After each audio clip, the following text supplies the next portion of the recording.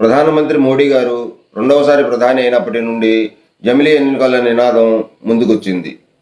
దీని మీద కేంద్ర ప్రభుత్వం మాజీ రాష్ట్రపతి రామ్నాథ్ కోవింద్ ఆధ్వర్యంలో ఉన్నత స్థాయి కమిటీని కూడా ఏర్పాటు చేసింది.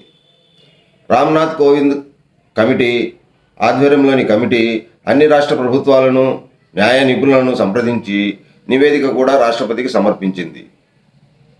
ఈ నివేదిక వచ్చిన తర్వాత మోడీ ప్రభుత్వం జమిలీ ఎన్నికల విషయంలో స్పీడ్ పెంచిందనే అనుకోవాలి.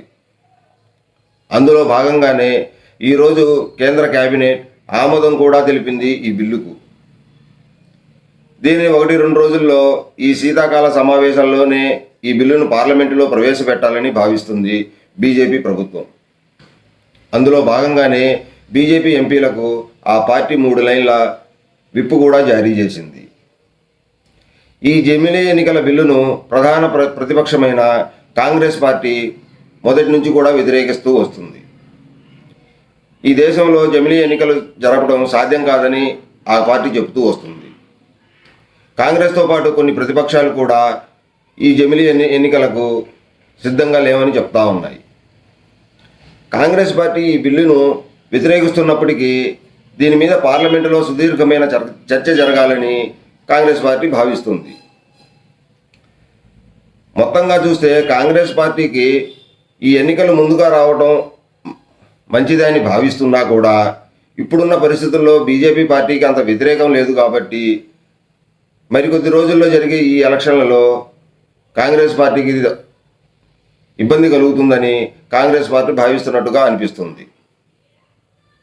అందుకోసమే ఈ బిల్లు ఆమోదం పొందాలంటే పార్లమెంటులో 364 ఎంపీల మద్దతు అవసరం అవుతుంది. ప్రస్తుతం బీజేపీ పార్టీకి అంత మెజారిటీ లేదు కాబట్టి ప్రతిపక్షాలను ఒప్పించి ఈ బిల్లును ఆమోదయోగ్యం పొందే విధంగా బీజేపీ ప్రయత్నాలు చేస్తూ ఉంది. అందుకోసం జాయింట్ పార్లమెంటరీ కమిటీని ఏర్పాటు చేసి ప్రతిపక్షాలను ఒప్పించి ఈ బిల్లును చేయాలనుకుంటుంది.